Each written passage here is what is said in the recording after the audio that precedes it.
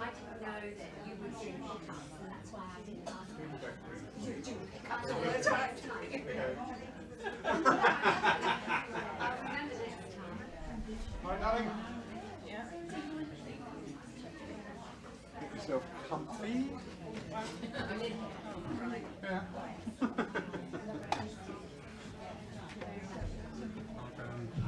Rustle the troops.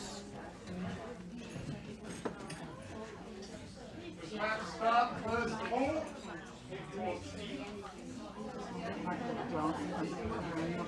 Yeah, that's what I want, this sturdy one.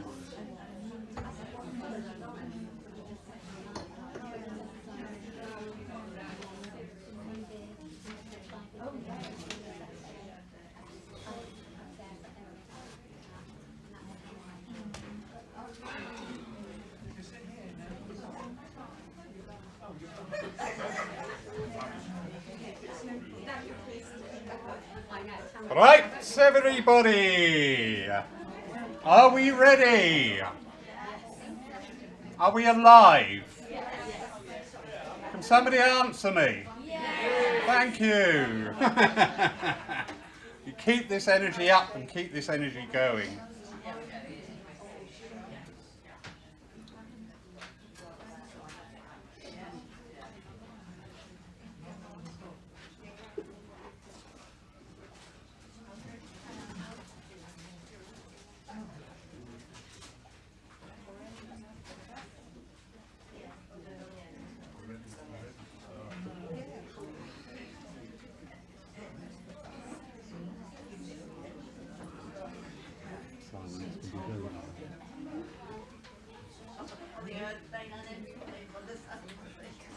Right, our first speaker for the day is the wonderful Reverend Elaine Bevan, and the topic of the conversation is consciousness and communication.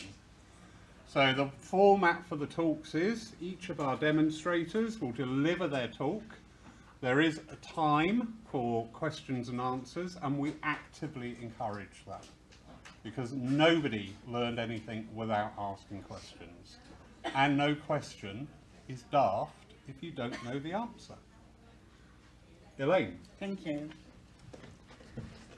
I'm sure you'll all be able to hear me because I'm not a quiet person. What I lack in height, I make up for in sound. And as Laurie said, my topic I want to share with you is consciousness and the practice of communication. So I hope I will challenge some of your ideas. We understand that there is so much more to this world than we truly appreciate, and that the reality is far more complex than we are able to experience with our physical senses alone. Everything starts with consciousness, with a sense of being aware. Consciousness is the subjective experience of the mind that allows us to perceive, to think, and to feel. We are sentient beings that have an awareness, which we can move into an expanded consciousness through the practice of meditation and psychic and mystical experiences. This enables us to experience that we are at one with the universe, the multiverse, and every single thing that exists. This is known as our supraconsciousness, which takes us outside our normal reality to enable us to sense, appreciate, and understand the more subtle energies that constantly surround us. When we die, we know that we no longer have a physical body, but we also understand that our departed loved ones can continue to communicate with us in certain situations. When we look at how communication occurs after death, we have to focus on the mind as the facilitator, not the brain, as that organ no longer exists.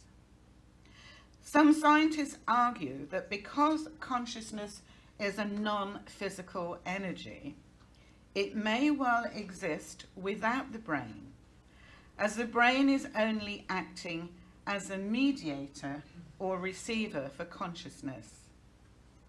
Along with consciousness after death, we also retain our intelligence, our perceptions, our views and our attitudes, whilst we remain close to the earth's dimensions. However, we know that the soul is on an eternal journey, and we understand that the departed spirit will ultimately be progressing to higher levels of knowledge and wisdom as it experiences each incarnation and develops a greater understanding of the part it is playing in the divine plan. As the soul gains in understanding, so it is able to access higher and higher dimensions, where information regarding the past, the present, and the future potential is available. Eventually, the soul will be able to raise its vibrations to such a level that it will connect with the divine source, where the physical dimension will then no longer hold any attraction for it. Many scientists accept that consciousness is an energy, a profound, powerful energy that we broadcast with our thoughts, our emotions, as well as our voice. This is a field of energy that connects everything, and what human beings think collectively can actually be measured, because thought is known to be a particle of light. With consciousness, we can communicate to and receive information from anywhere in the entire universe. Distance does not matter. Our thoughts are broadcast into that global energy field, and what happens in one part of the energy field influences other parts of the energy field in the exact same instance, whether we are consciously able to register that or not. Ramadan, the guide of medium Ursula Roberts, tells us that the language of the spirit is the language of thought. And when we return to the spirit world, thought is used more and more directly to communicate information to other spirits. However, when we first pass to spirit, we do need some guidance in how to use the power of thought now that we no longer have a body or a voice, so that we are then taught how to think correctly and constructively in order to prevent us wasting our energy by thinking thoughts of hopelessness and despair. When a spirit wishes to pass information and communicate with other spirits, they simply think of the issue, and that information then flows throughout the energy field of that particular dimension, so that all the spirits at that level are aware of the matter at hand simultaneously. Now, conversely, when our loved ones want to communicate with us in the physical dimension, they often have to wait for us to be in a state of rest, calmness, be quiet, be still, or when we're no longer grieving their loss, before we can register their subtle energy and thoughts. Now, mediums have to train their thoughts and consciousness and the subconscious mind in order to effectively communicate with spirits. The medium needs to be in a state of heightened awareness, but calm and centered, and sending out their positive intention to communicate with the spirit world. The medium's state of mind or health can adversely affect this communication process, so they learn to develop a process of attunement by which they quicken and raise their vibratory rates of the physical mind and body until they are able to reach the energy field of the communicating spirit.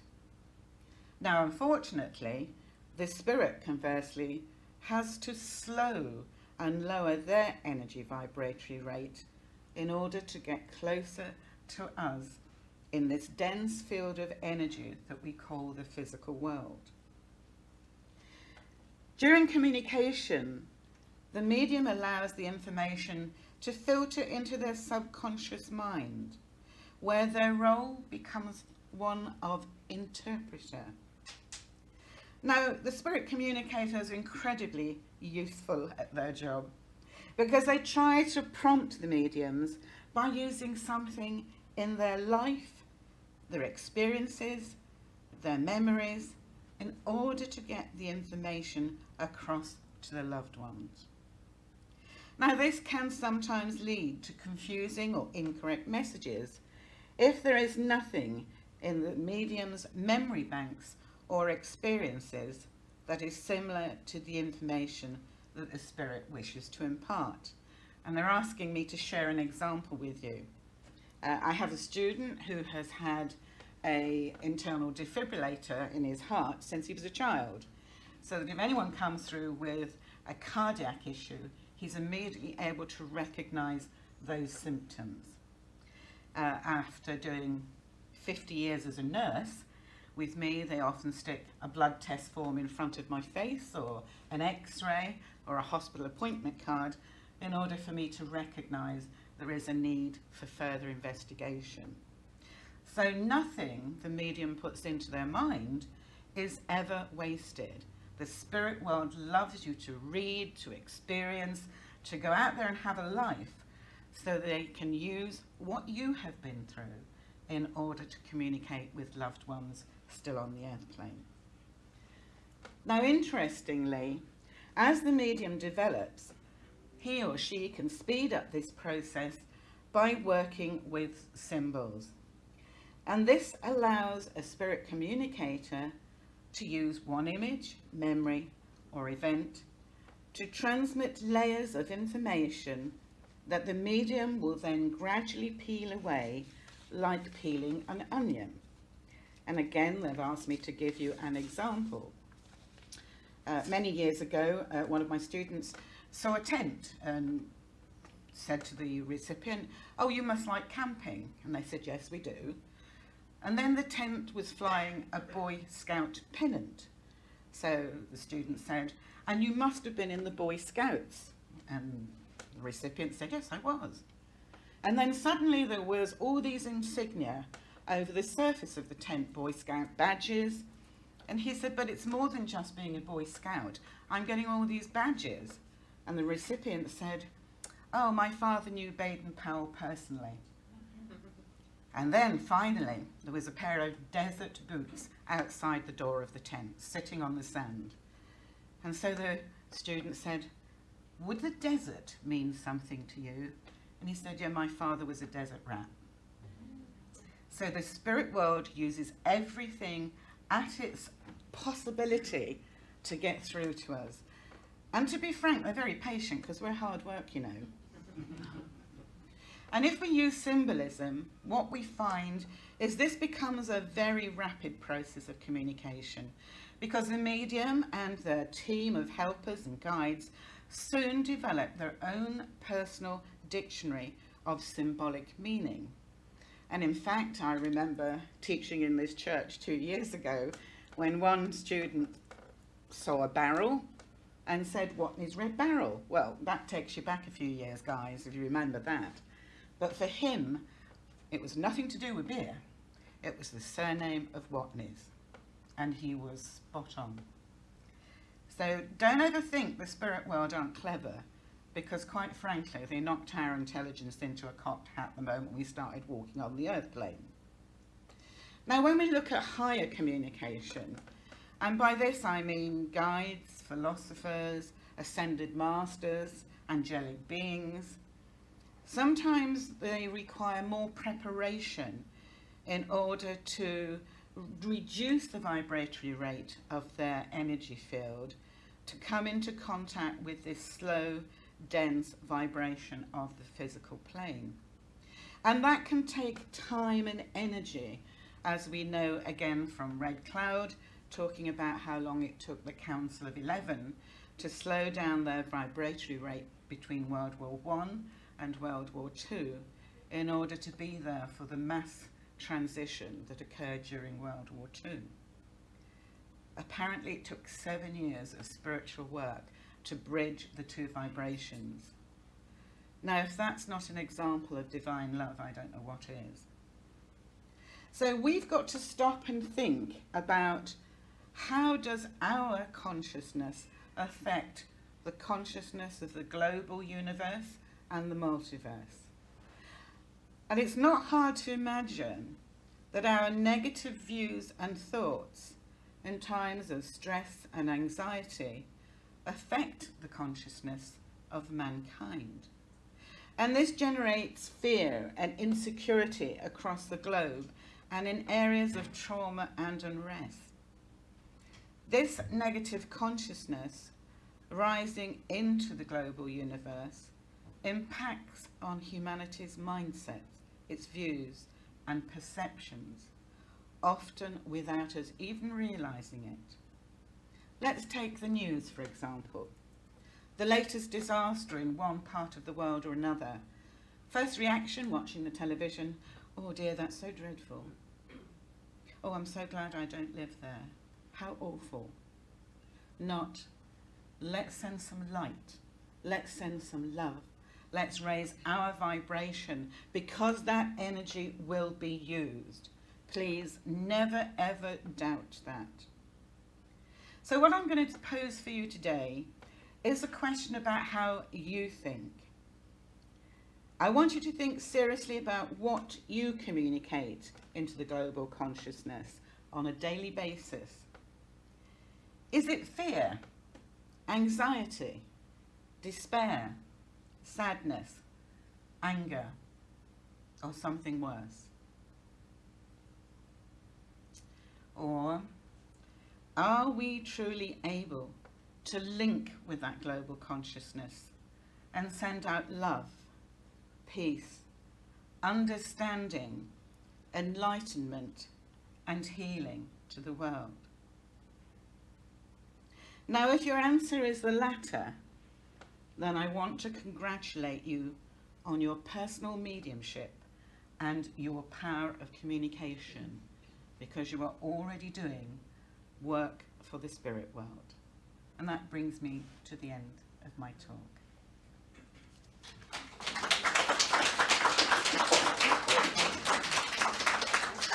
So, prompting questions, comments. Please don't throw any rotten tomatoes. Yes, sir. You mentioned a period of 7 years between World War I and World War II. Can you sort of elaborate on that? I wasn't... According to Red Cloud, that was how long an elevated group of 11 ascended spirits, so outside the physical earth plane, worked to slow the vibratory rate down of their beings in order that they could touch consciousness on the earth plane level.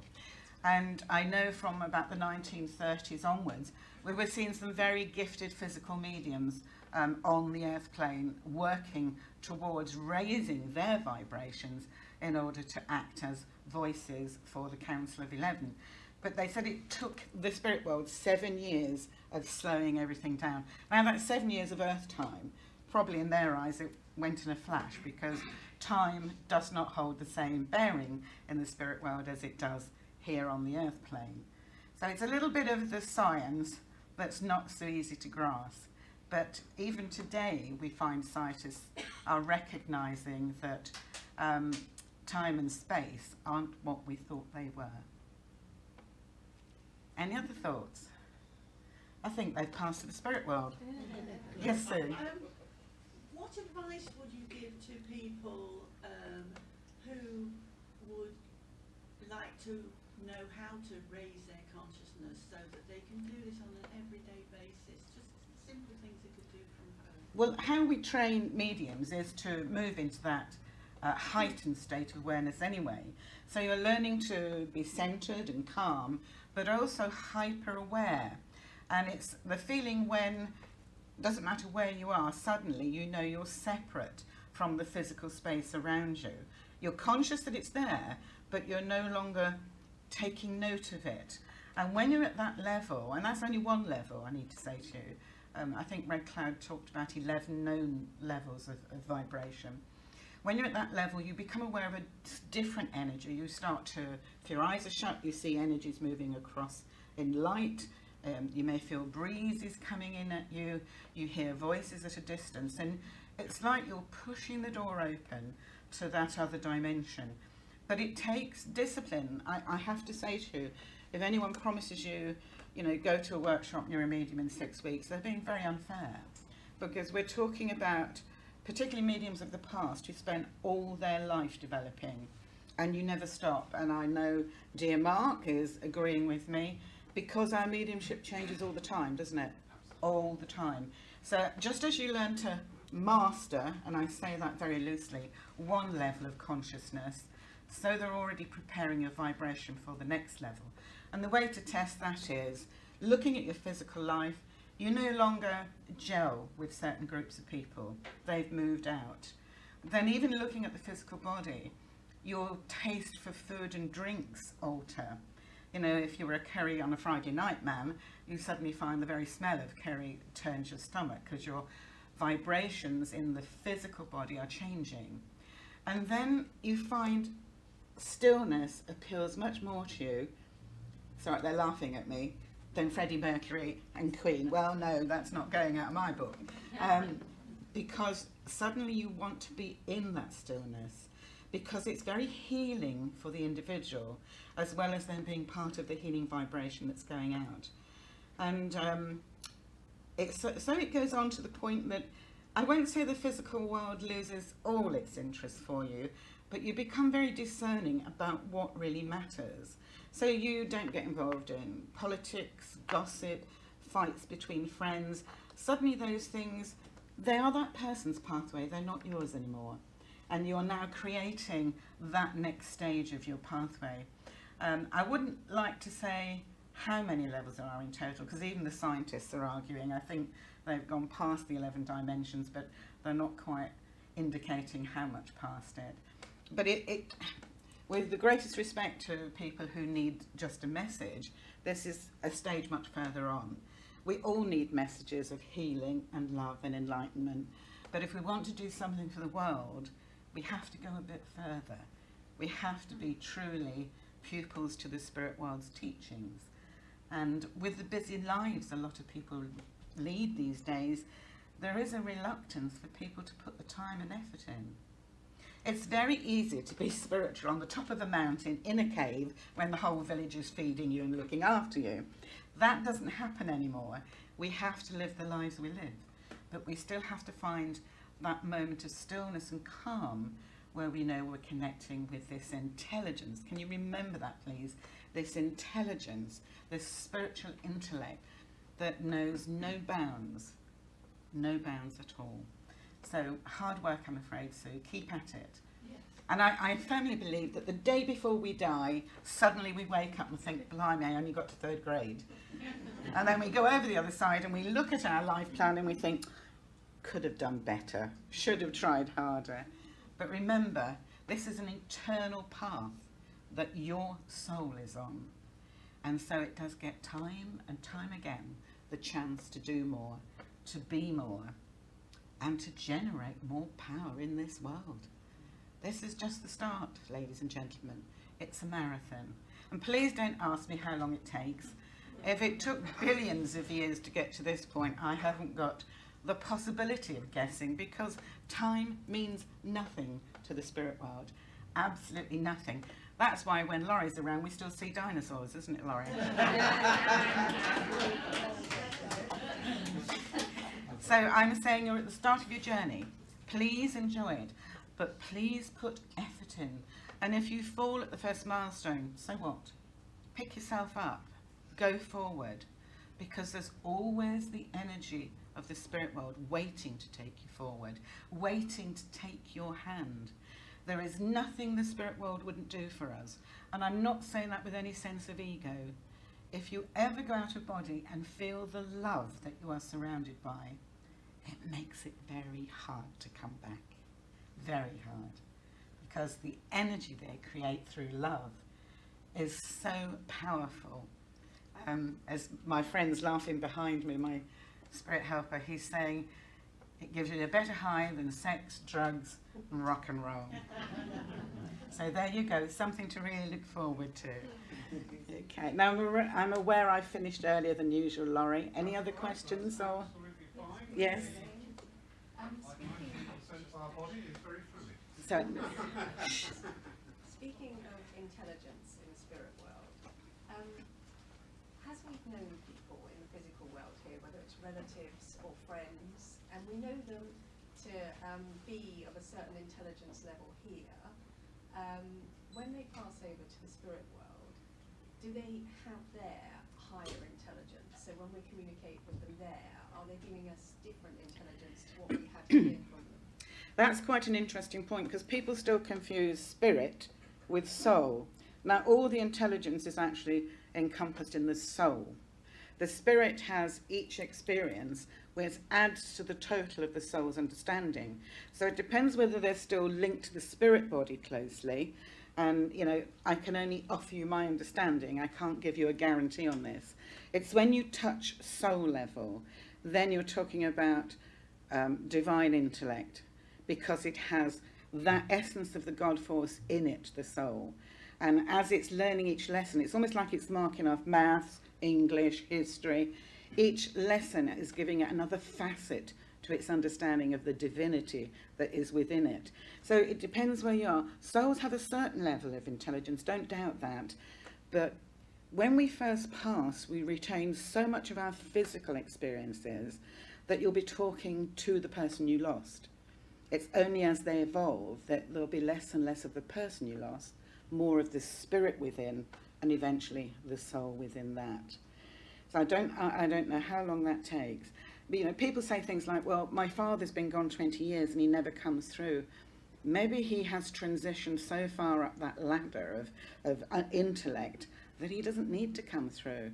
You need, on the earth plane, because we love to be recognised, we love to be healed and experience again that familial connection, but it depends on the lesson the soul was attempting to achieve.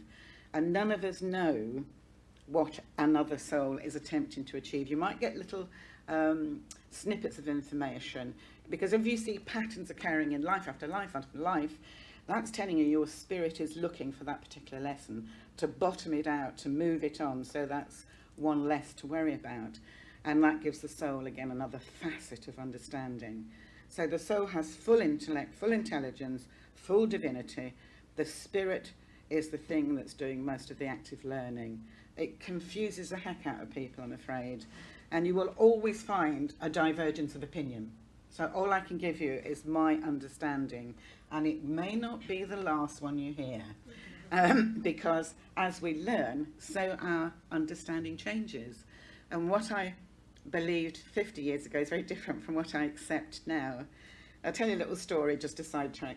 I used to be scared of little green men with big eyes. Never met one, but I was pretty scared of them until my clairaudient helper came into my circle of helpers, and he's a Star Trek fiend. So suddenly I found that space was interesting, because when I got nervous, he used to give me a lightsaber. He'd go, "May the force be with you, dear." And so he'd make fun of my fears, my nervousness.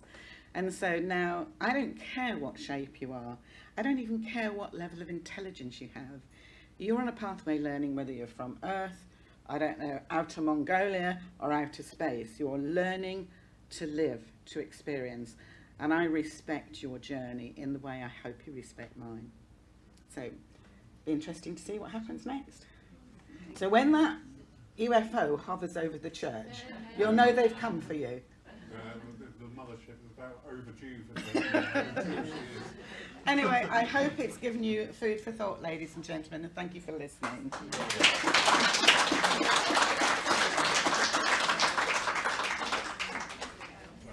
Thank you, dear.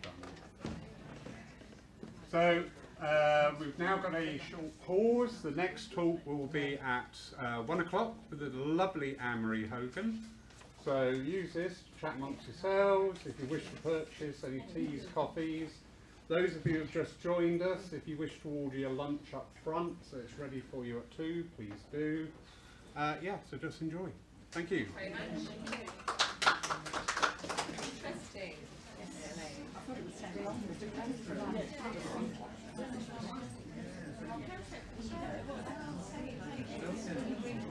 Well, I like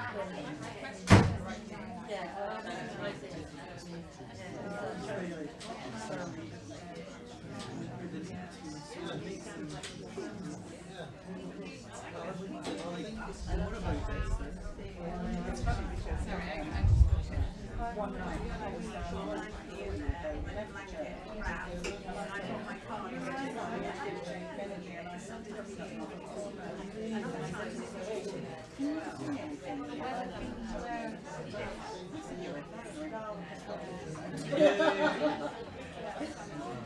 because I have no idea what's out there. Just wait and see.